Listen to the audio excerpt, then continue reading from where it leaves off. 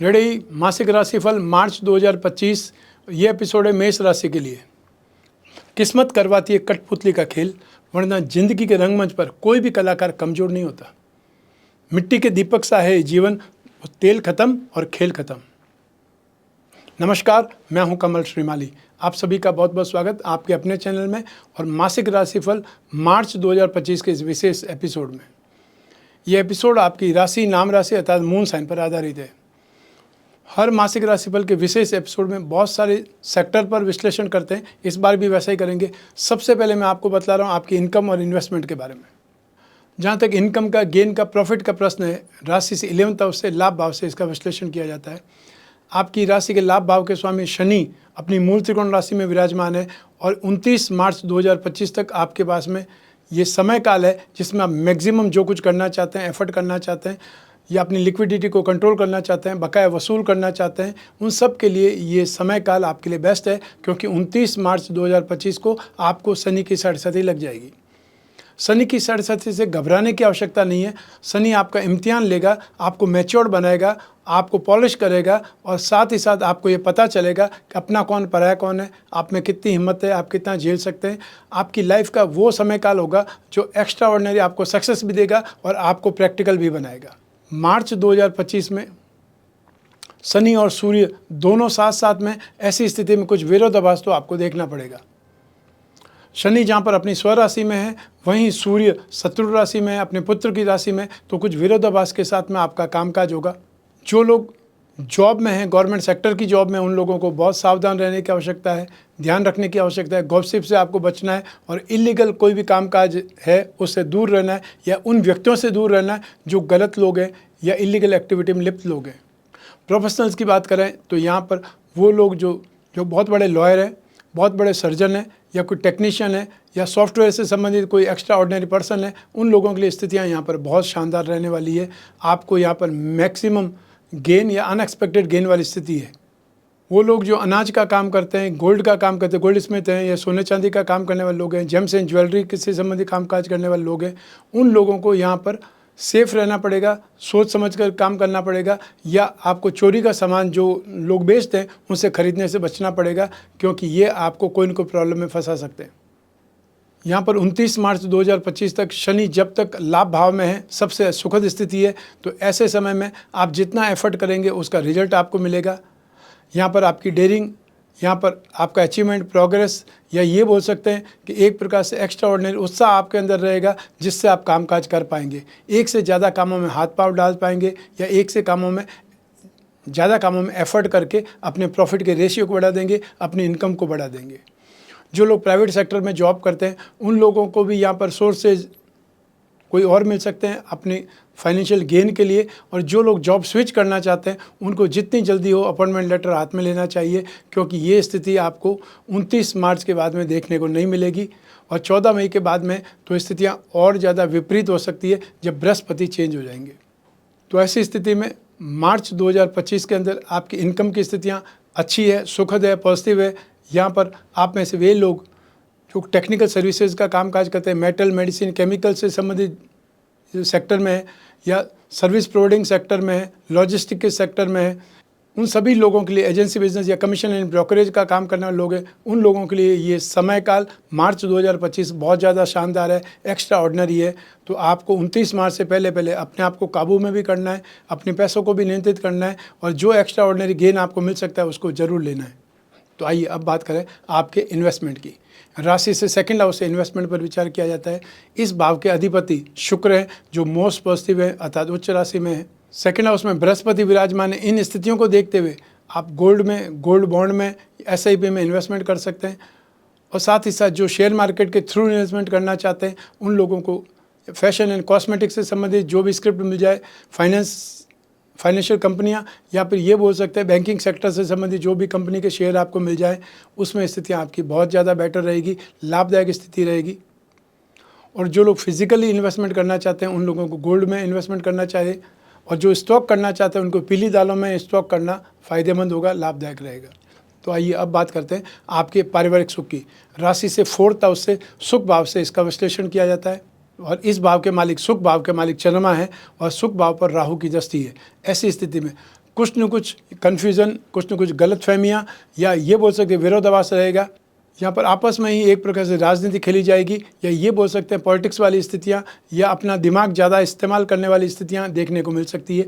फिर भी आपको जो कुछ भी करना है, जो कुछ भी सुनाना है, जो कुछ भी समझना है, बातचीत करनी है, विचार विमर्श करना है, वो इस माह में कर लेना चाहिए, क्योंकि फिर शनि की साढ़े साथी में आपके पारिवारिक लोग आपके विरोध में धीरे धीरे खड़े होते दिखाई देंगे।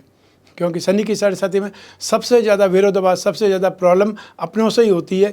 जिनके लिए आपने सब कुछ किया है वही आपको साइड लाइन कर देंगे, वही आपको यहाँ पर मतलब बोल सकते हैं कि आपको इंसल्ट कर सकते हैं, अधिकारों से वंचित कर सकते हैं या अपमानित कर सकते हैं, वो स्थितियाँ देखने को मिल सकती है।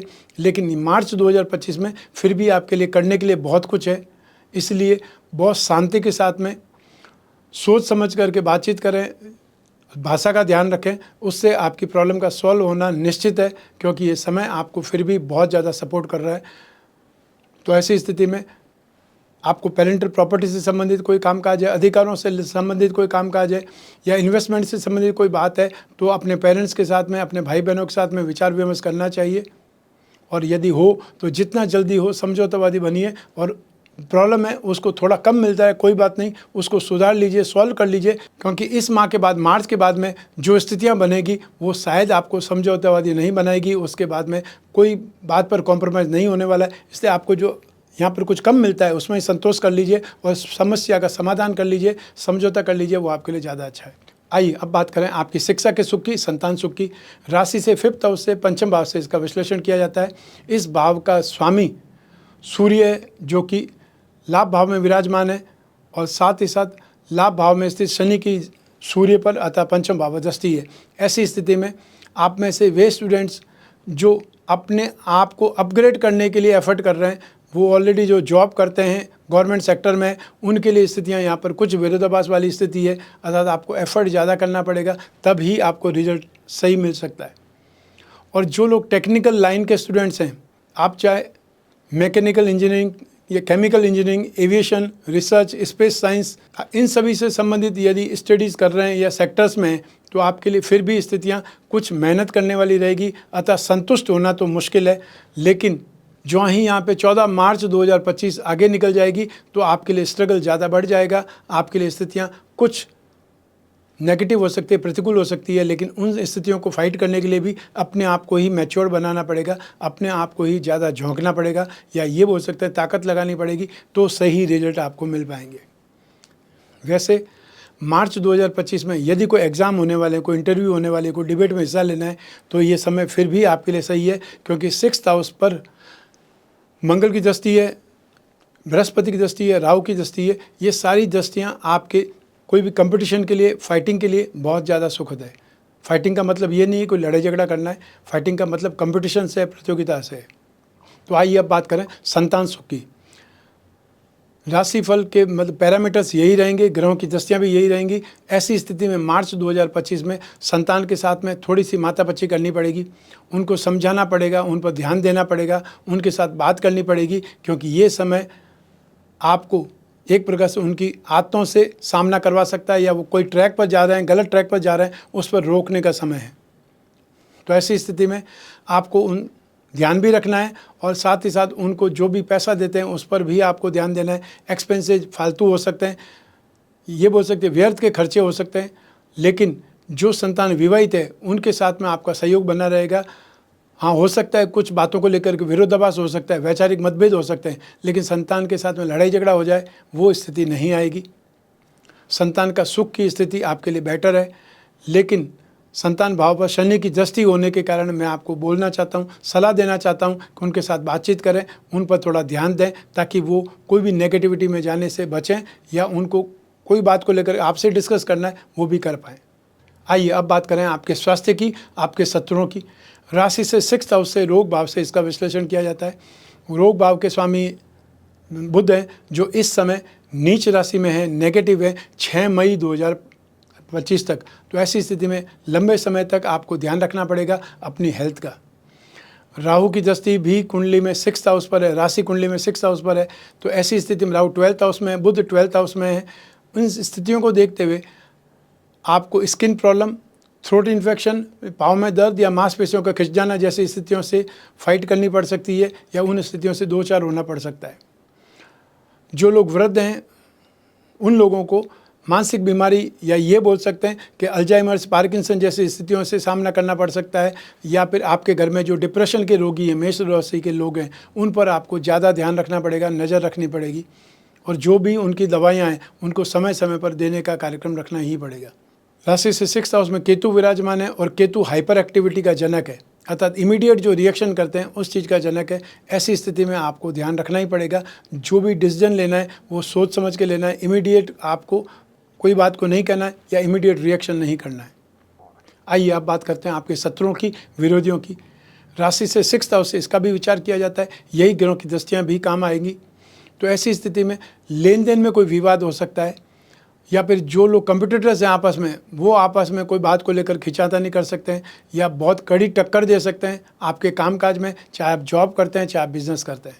तो ऐसी स्थितियों में आपको थोड़ा व्यवहारिक बनना पड़ेगा, शांत रहना सीखना पड़ेगा, और साथ ही साथ जो समय आने वाला है उसके अंदर तो आपको बहुत मैच्योरिटी दिखानी पड़ेगी, बहुत ज़्यादा सावधान होकर के ही काम करना पड़ेगा। आइए अब बात करें आपके दाम्पत्य सुख की, आपके गृहस्थ सुख की। राशि से 7वें भाव से इसका विश्लेषण किया जाता है। 7वें भाव के स्वामी ग्रह हैं वो है शुक्र, जो इस समय उच्च राशि में है, राशि से 12th हाउस में, और शुक्र को 12th हाउस में शुभ माना जाता है क्योंकि वो सुख भोगता है। मान लीजिए आपके पास पैसा बहुत है लेकिन आप सुख भोग ही नहीं पाते हैं, ज़िंदगी में आपको खर्च करना नहीं आता है, या आप उस स्थिति को समझना ही नहीं चाहते हैं कि ज़िंदगी बहुत छोटी है, जो है उसको आपको सुख भोगना है और सुख भोगने के लिए आप पैदा हुए हैं।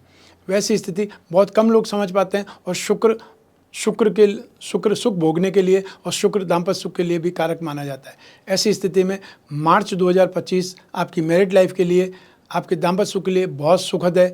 आपकी इंटीमेसी बढ़ेगी, एक दूसरे को समझ पाएंगे, एक दूसरे के साथ में बहुत अच्छी ढंग से ट्यूनिंग हो सकती है, बहुत ज़्यादा बाहर घूमने का प्रोग्राम बना सकते हैं, और या फिर सुख सुविधाओं के ऊपर खर्च कर सकते हैं।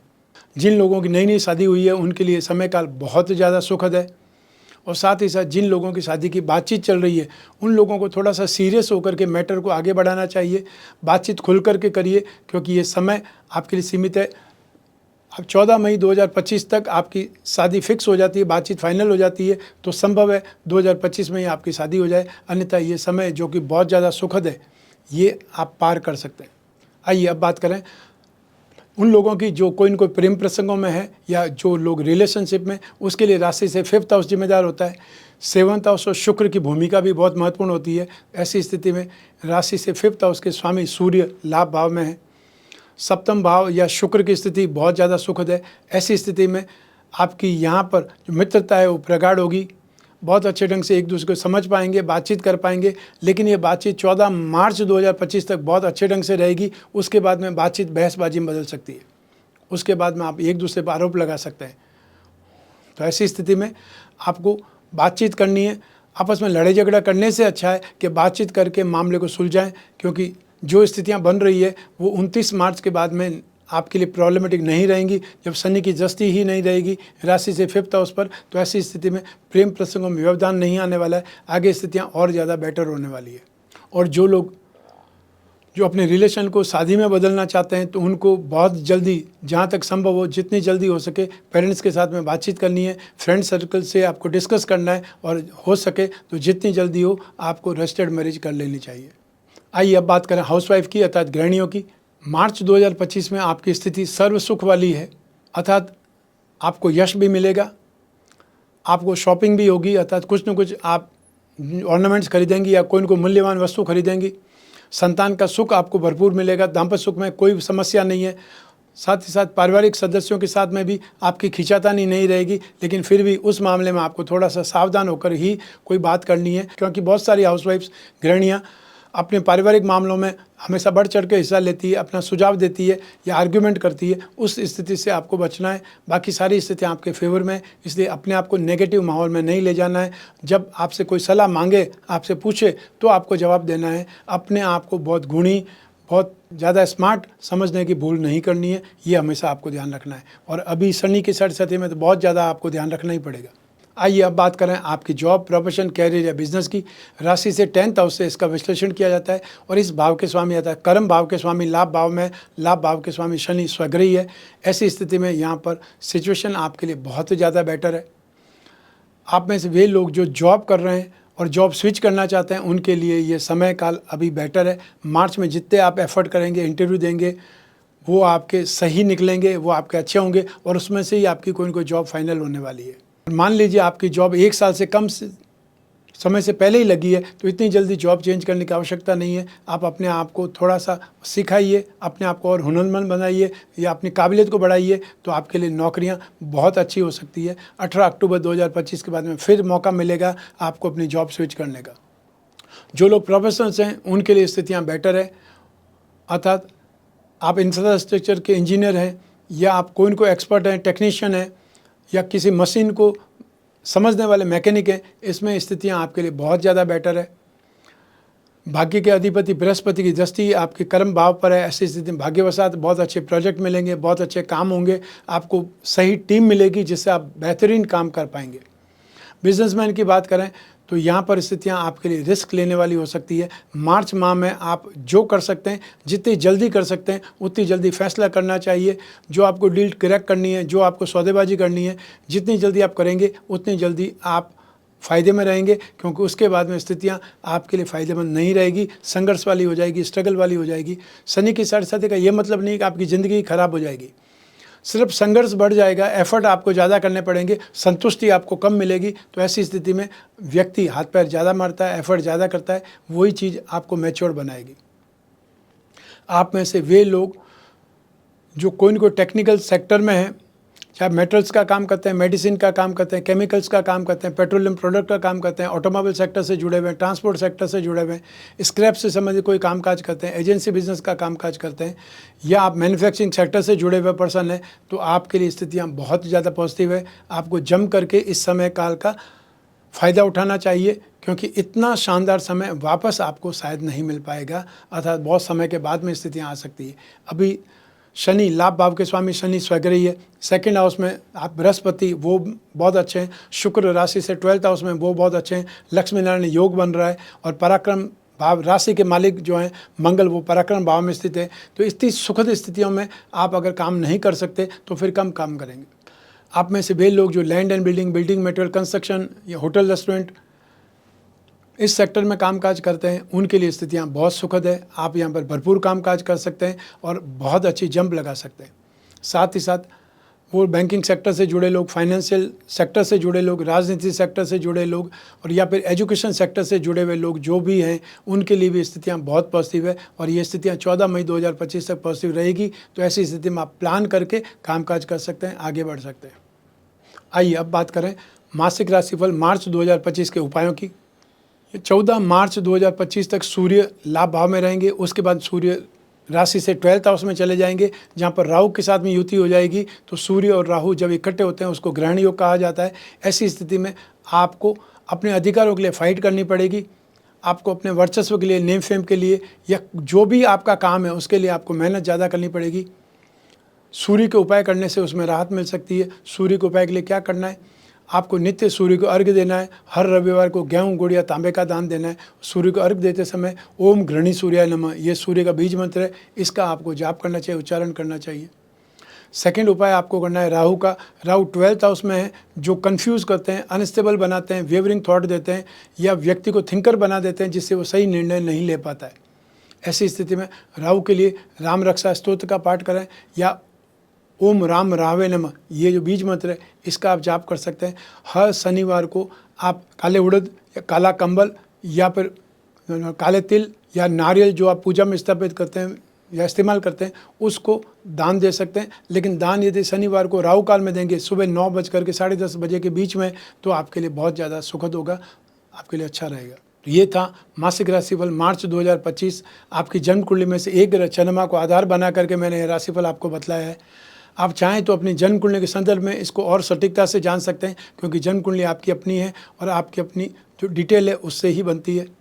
जो रत्न धारण करना चाहते हैं वो अपनी राशि या अपनी जन्म कुंडली में लग्न के आधार पर फर्स्ट हाउस, फिफ्थ हाउस और नाइन्थ हाउस, जिसको 3 त्रिकोण बोलते हैं, उसका रत्न धारण करना हमेशा फ़ायदेमंद रहता है। और या फिर आप जो आपकी समस्याएं, जो आपके ऑब्जेक्ट है, जो आपकी कामनाएं, उनकी पूर्ति के लिए कवच धारण कर सकते हैं। समय समय पर हम लोग आपके लिए विशेष मुहूर्त पर कवच बनाते हैं और उसकी जानकारी आप चाहें तो स्क्रीन पर दिए हुए नंबर पर संपर्क करके कभी भी ले सकते हैं। आप अपनी समस्याएं बताइए, हमारे टीम मेंबर्स आपको वापस सपोर्ट करेंगे। जो आपकी जानकारी लेकर के उचित कवच आपको बताया जाएगा। और जो अपनी जन्म कुंडली के आधार पर कवच का निर्माण चाहते हैं, उनके लिए भी स्क्रीन पर दिए हुए नंबर पर संपर्क करना फ़ायदेमंद है, या फिर व्हाट्सएप नंबर दिया हुआ है उस पर संपर्क कर सकते हैं, मैसेज ड्रॉप कर सकते हैं। लेकिन जब जीवन में समस्याएं ज़्यादा हो, भविष्य में झांकना हो, कोई बहुत बड़ा डिसीजन लेना हो, तब अपनी कुंडली का विश्लेषण करवाना चाहिए, ज़रूर करवाना चाहिए, समय समय पर करवाना चाहिए। समय यदि आगे आने वाला अच्छा है तो आप उत्साह के साथ में और ज़्यादा काम करें, इससे फ़ायदा ज़्यादा होगा। और यदि समय नेगेटिव है, प्रतिकूल है, तो सावधान होकर के काम करें, उससे आपका नुकसान बचेगा, वो भी आपका फ़ायदा ही है। तो ऐसी स्थिति में जब भी आपको जिज्ञासा हो कुंडली विश्लेषण की, चाहे आप कोई भी कंट्री में रहते हैं, कोई भी शहर में रहते हैं, आप अपनी घर की 4 दीवारी में बैठे हुए अपनी कुंडली का विश्लेषण करवा सकते हैं, चाहे टेलीफोनिक कंसल्टेंसी से या वीडियो कंसल्टेंसी से। उसके लिए स्क्रीन पर दिए हुए नंबर पर संपर्क करके अपॉइंटमेंट फिक्स करना है। आप और मैं ही बात करेंगे, बीच में तीसरा कोई भी नहीं होगा। तो ऐसी स्थिति में आप अपनी पर्सनल से पर्सनल प्रॉब्लम डिस्कस कर सकते हैं। जो भी उचित उपाय होंगे वो मैं आपको बतलाऊँगा, लिख करके भी आपको व्हाट्सएप या ईमेल के माध्यम से भेजूँगा। मैं कामना करता हूं कि आप स्वस्थ रहें, प्रसन्न रहें और सुरक्षित रहें। अपना और अपने परिवार का बहुत बहुत ख्याल रखें। आप सभी को मेरा नमस्कार, बहुत बहुत शुभकामनाएं। ईश्वर आपकी रक्षा करें। धन्यवाद।